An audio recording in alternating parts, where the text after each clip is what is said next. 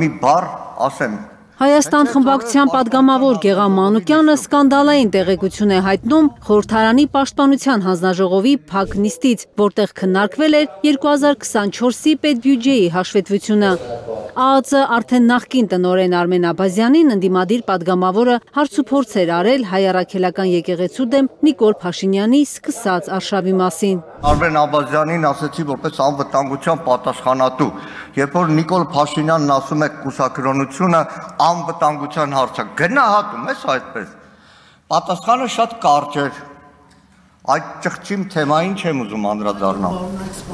ԱԱԾ տնօրենի այդ գնահատականից հետո ըստ Մանուկյանի իրենց համար պարզ էր, որ Արմեն Աբազյանը դառնալու է նախկին։ Սիրելի հայրենակից, այս 7 տարվա մեջ իրարահաջորդ ԱԱԾ պետեր փոխելու ժամանակ արագ փոխվում էին։ Որևէ անգամ բացատրություն տվել է ամենաթափանցիկ աշխատողը, թե ինչի կատարվեց դա։ Տվել է պատերազմի ժամանակ Քյարամյանի հանելու պատասխան բացատրություն եղել է,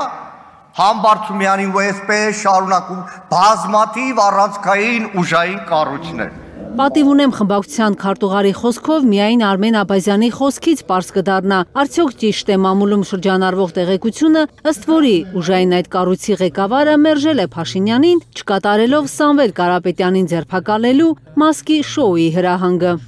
Մենք որպես կանոն խոսում ենք մեր երկրում ըստ էության չգործող կամ գործող կարմիր գծերի մասին, բայց նաև յուրաքանչյուր պաշտոնյա անկախ իր կարգավիճակից կարծում ինքն էլ ունի իր կարմիր գծերը։ Ես անկեղծ ասած տեղյակ չեմ, թե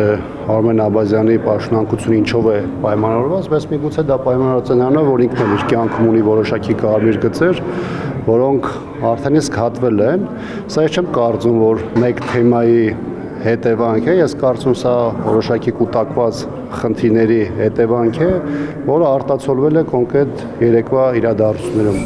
Վերջին շրջանում Փաշինյանի ու Աբազյանի տարաձայնությունները գոնե հրապարակային քննարկումներում չի նկատել Հայաստան խմբակցության падգամավոր Արթուր Խաչատրյանը։ Որևէ դժգոհություն գոնե հանրային տիրույթում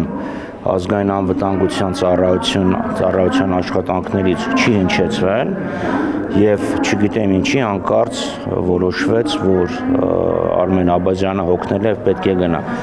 Սա թույլ է տալիս Խաչատրյանին պնդելու, որ Արմեն Աբազյանի անսպասելի պաշտոնազրկումն ուղիղ կապ ունի Սամվել Կարապետյանի ձերբակալման հետ։ Կապը տեսնում եք։ Անկասկած։